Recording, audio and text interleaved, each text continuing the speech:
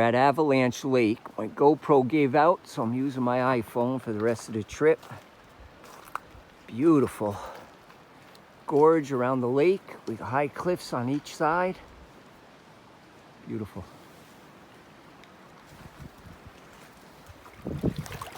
Been a lot of neat walkways and ladders going along the lake here. It's pretty awesome. With big cliffs on either side. Sun's coming out. Hey, some blue sky up there. I probably shouldn't be doing this with my phone. That's how they end up in the drink. But this is so awesome in here. There's a number of boardwalks just like this, going along the cliffs and the lake. There's the lake.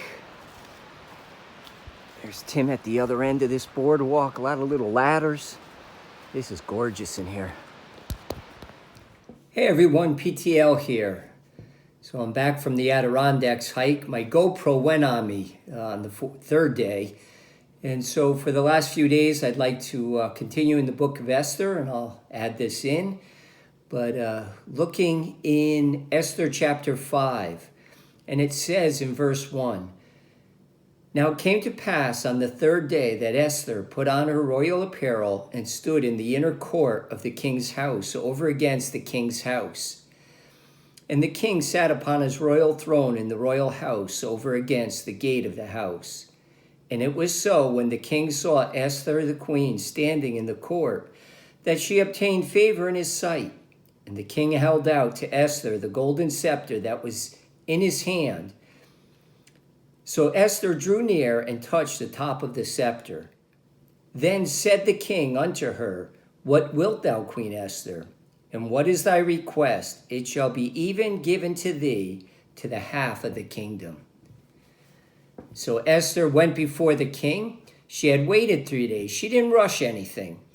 She asked Mordecai to have the Jewish people in Shushan fast for 3 days, no eating or drinking for 3 days. She did the same. And then she came before the king, and obviously from these verses she found great favor. And yet she still didn't rush it. Her request this day was for the king to come to a banquet or party that she was going to have, and only the king and Haman, the wicked Haman, be invited. And so Esther did that. And at the next banquet, she did the same thing. She said, "Tomorrow, if you will, come to the banquet, bring Haman." And she didn't rush it. She delayed before revealing what Haman was up to and revealing her ancestry, that she also was Jewish, and that the decree of the king was not only against the Jewish people, but against her. And so divine providence had Esther wait before she revealed who she was and who Haman was and who Mordecai was to her, her uncle who raised her as his own daughter. And you know, from the first banquet, Haman went back to his home and friends, and he was thrilled that he was the only one invited by the queen. And it says, "Haman went forth that day joyful and with a glad heart. But when Haman saw Mordecai in the gate, that he stood not up nor moved for him, he was full of indignation against Mordecai. And so he went back home, told his family about all that had befallen him. He was found in favor of the king and queen. He was feeling good about himself, but he still was bothered by that one man, Mordecai, who wouldn't bow to him.